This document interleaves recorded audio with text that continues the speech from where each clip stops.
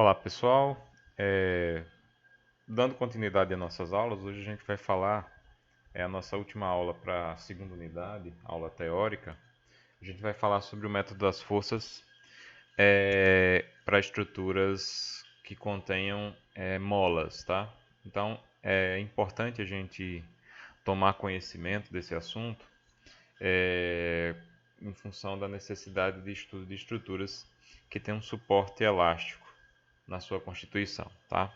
Então esse estudo é teórico, busca mostrar para a gente apenas a formulação geral do problema, tá?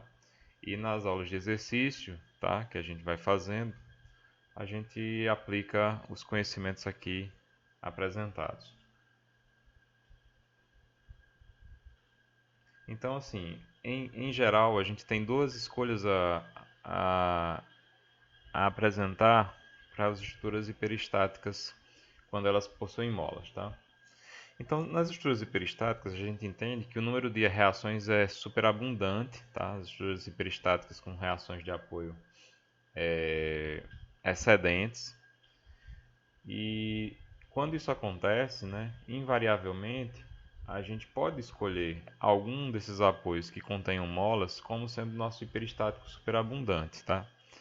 Se a gente faz essa escolha, por obviedade, né, é bem óbvio que acontece, que quando você vai resolver o sistema, essa mola acaba por sumir, entre aspas, da resolução. Então essa é uma das opções. A segunda opção é quando a gente não escolhe a própria mola, como hiperestático superabundante, que é uma escolha possível. E se isso acontece, o que a gente percebe é que essas molas vão existir em todos os estados virtuais. Em função disso, a gente percebe que para uma escolha ou para outra, então, em função de tudo isso que eu estou falando, para uma escolha ou para outra, a gente vai pagar alguns preços em termos de dificuldade ou facilidade, tá? Então, em geral, a gente tem essa primeira escolha, né? Então, por exemplo, você tem um problema hiperestático, como está apresentado nessa viga contínua, que contém molas, no caso duas molas, as molas aí vocês conseguem ver na posição intermediária da estrutura. Então a gente entende claramente que esse problema é um problema de grau de peristaticidade externo e grau de peristaticidade total igual a 2. Então, e aí o que a gente entende é que essas duas molas podem representar para a gente, né, os dois hiperestáticos superabundantes, como a gente está observando no problema. Como eles são os hiperestáticos superabundantes, ou seja, são aqueles que eu estou escolhendo retirar na resolução do problema, como vocês estão observando aqui, ó, esse aqui é o nosso estado E, e esse aqui é o nosso E0, ou seja, no E0 eu optei por retirar as duas molas, ou seja, as molas não aparecem mais nessas posições como vocês estão vendo. Se assim a gente faz, obviamente os efeitos da mola continuam a existir na soma dos problemas, tá? Então, como a gente avalia esse efeito da mola? A gente vai avaliar justamente colocando essa mola novamente e o seu efeito na estrutura. Obviamente que a mola faz uma força sobre a estrutura. A força que a mola exerce sobre a estrutura é igual exatamente ao hiperestático que a gente está calculando naquela posição. Mas é muito claro que a gente não conhece ele a priori, a gente vai conhecer ele somente a posteriori, tá bom? E aí, a gente percebe que nesse tipo de solução, ou seja, quando a gente escolhe a própria mola como hiperestático superabundante, a flexibilidade da estrutura, lembra que a gente está construindo sempre um modelo de flexibilidade, ou seja, construir um modelo onde a matriz de flexibilidade vezes um vetor de incógnitas hiperestáticos, matriz de flexibilidade, vetor de incógnitas hiperestáticas é igual a um vetor de forças menos um vetor de forças externo. Então, quando a gente faz essa escolha, as molas vão entrar simplesmente na posição da matriz na diagonal da matriz de flexibilidade. Ou seja, uma mola na posição de um deslocamento 1, que foi o que eu escolhi, no caso aqui, o x1, ela vai influenciar somente naquele terminho da diagonal principal que refere-se a 1. Pessoal, está com uns mosquitos aqui comigo. Invariavelmente eu vou parar. É, então é isso que acontece quando a gente escolhe a mola como hiperestático superabundante. Como ele saiu a mola saiu dos seus estados virtuais, então você não observa mais a mola aqui nos estados virtuais, então o efeito dela tem que ser considerado, tá? É uma forma mais simples de resolver, por assim dizer, em termos de cálculo, tá? Mas que envolve esse conceito que é um pouquinho avançado no sentido de você entender que a flexibilidade naquela posição é alterada, tá? Ela não é a flexibilidade real da estrutura inicial. E esse efeito é considerado simplesmente no meio nos elementos da diagonal equivalente a cada posição do hiperestático superabundante, tá? Então, em termos práticos, o que a gente observa é que a maior parte dos termos, como a gente observa aqui, eles continuam sendo calculados da mesma forma, tá? Todos os termos delta e j continuam sendo calculados da mesma forma, exceto os termos delta e i. Ou seja, quando a gente fala i, então significa que eu estou falando dos termos 1, 2, 2, 3, 3 e eventualmente os demais termos. Mas também não são todos. Vão ser somente os termos onde você tirou a mola. E o efeito dela é considerado aqui, ó, considerado na parte inferior do gráfico. Ou seja, você faz a constante da mola, a inversa da constante da mola, vai entrar alterando essa rigidez. Tá? No exercício prático a gente entende a razão disso. Tá? A gente está falando da questão teórica. Então, essa influência de flexibilidade acontece nos termos da diagonal da estrutura. Porque é nessa posição onde você retirou a mola. Se você retirou a mola, você tem que colocar o efeito da mola naquela posição. Como eu não sei quanto é o x1 a priori, por isso que ele não aparece aqui. Ó. O x1 não aparece nessa conta, porque ele é justamente a incógnita que eu estou buscando. E aqui o que você tem seria o produto da força virtual unitária, que é aplicada na posição x1, vezes o próprio x1, ou x2, ou xn. Por isso que a gente só percebe a rigidez da mola nessa posição. Tá? Na época, não vou falar de época passada, mas suponha assim, quando a gente tinha poucos recursos de computação, essa é a solução mais simples, porque você não altera todo o seu sistema, ou seja, o seu sistema de equações não precisa ser muito perturbado para resolver. Tá? O segundo caminho a trilhar, né, seguindo aqui a ideia, né, é a gente substituir agora, não mais as molas, ou seja, eu vou permanecer com as molas na minha estrutura hiperestática. Tá? Para esse mesmo problema, né, a gente consegue visualizar assim. Ó. É o mesmo problema, só que agora eu estou tendo uma alternativa diferente. Ou seja, ao invés de retirar as molas, elas não serão mais os hiperestáticos. Eu estou imputando nessa posição, esse aqui é novamente o nosso E. No nosso E0, o que eu estou fazendo é que eu estou colocando uma rótula nas posições das molas. Eu rotulei essas posições.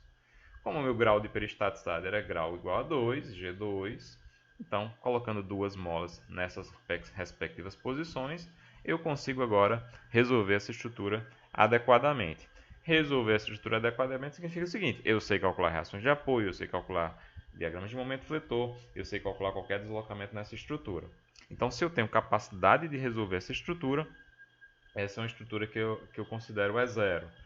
E quem vai ser o E1 e o E2? Ora, se eu coloquei uma mola na posição E1, na posição da primeira mola, em E1, eu vou ter que aplicar aquele hiperestático que eu não conheço, x1. Ah, mas eu não sei quanto é x1. Óbvio, é o que você está buscando. Então você faz isso aqui igual a 1. Tá? Para isso aqui igual a 1, vai ter um deslocamento equivalente àquela posição, né, de rotação. E a mesma coisa para o x2. Agora percebam a particularidade nessa opção. Tá? A particularidade dessa opção é o seguinte: as molas aparecem em todos os estados. Se você observar aqui, ó, tem mola no E0, tem mola no E1, tem mola no E2. Então as molas elas vão aparecer em todos os estados. Sejam os virtuais, os E1, 2, 3 e 4, que é 5, 6, N, e seja no estado de carregamento externo, que é o E0. Se as molas aparecem, então a gente entende que os efeitos destas molas, vão aparecer em todos os termos. E aí a gente percebe que dá mais trabalho fazer essa conta, tá? Dá mais trabalho porque você vai ter que perturbar não só alguns termos da sua matriz, mas você vai perturbar todos os termos da sua matriz de rigidez. Aliás, todos os termos da sua matriz de flexibilidade. Perdão, quando eu falo rigidez, isso aqui é um método 2 de deslocamentos. Semana que vem a gente começa a falar do método de deslocamentos. Mas a matriz de flexibilidade, todos os termos são alterados pelas molas. E são alterados de que valor, de que forma, né? Aqui, ó. São alterados justamente pelo princípio da ação da mola sobre toda a estrutura, tá? É um somatório, tá bom? É um somatório em relação às molas, não é mais um somatório em relação a I ou J. Por isso que a gente cria essa variávelzinha intermediária aqui, que é chamada de N, que é o número de molas que eu tenho no problema, tá? De forma bastante sintética, tá? A fórmula de mol fala isso pra gente, né? Lembrem o que quer dizer essa fórmula de mol, né? Em relação às molas. Esse termo aqui estava do primeiro lado da equação, porque tinha um deslocamento provocado pela mola nas posições. Eu joguei para o outro lado, por isso que ele veio com o sinal negativo. E esse sinal negativo que tem aqui dentro, que faz com que os sinais acabem sendo positivos, menos com menos acaba virando mais, é porque quem faz o deslocamento sobre a mola não é a ação. Aliás, não é a reação. Na verdade, é a mola que joga a reação sobre a estrutura. Então é menos R porque é justamente a ação da estrutura sobre a mola que provoca o deslocamento da mola. Se a gente faz essa conta R sobre K, no fundo eu estou calculando qual é o valor do deslocamento da mola. Se eu multiplicar o deslocamento da mola pela própria reação virtual na posição da mola, eu tenho um trabalho virtual dessas forças, o IPTV, trabalho virtual na posição da mola. E os demais termos, obviamente, somatório dos demais termos integrais que vocês estão observando aí, são os efeitos dos esforços internos, que continuam sendo os mesmos, não sofrem nenhum tipo de alteração. Então, de um modo prático, né, a gente vai ter duas escolhas a fazer, resumindo em duas, tá? Podem ser mais de duas, e eu explico. Mas eu explico depois. As duas opções que a gente tem basicamente são, primeiro, escolher as molas como hiperestático superabundante, ou seja, eu vou retirar as molas da minha estrutura. Se eu retiro as molas da minha estrutura, na posição que você retirou a mola, você vai ter que inferir na diagonal principal da sua matriz de flexibilidade uma perturbação na flexibilidade, provocada por quem? Pela própria mola que você retirou.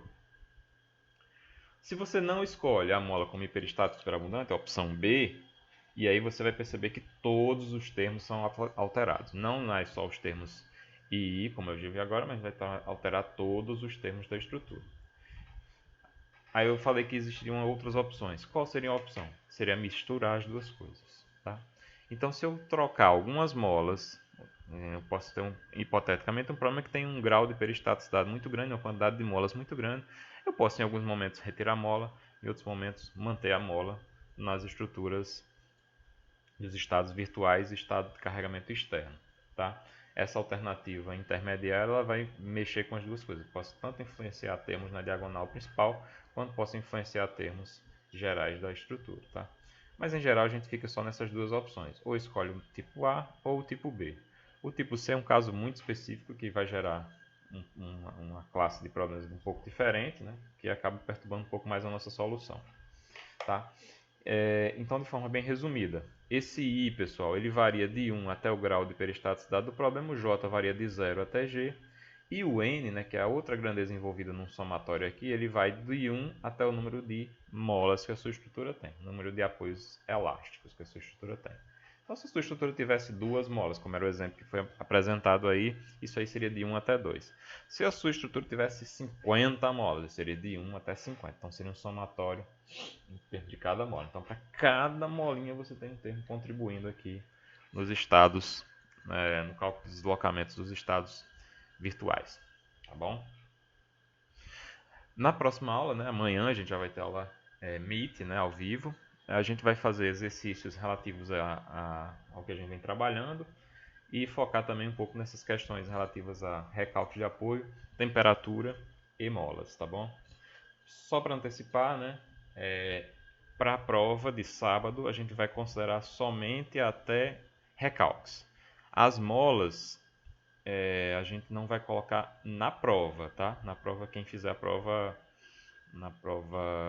porque provavelmente o exercício de mola eu só vou conseguir fazer na sexta-feira. E como a prova é sábado, então por uma questão de justiça, né, ela não vai ser colocada nessa prova de sábado.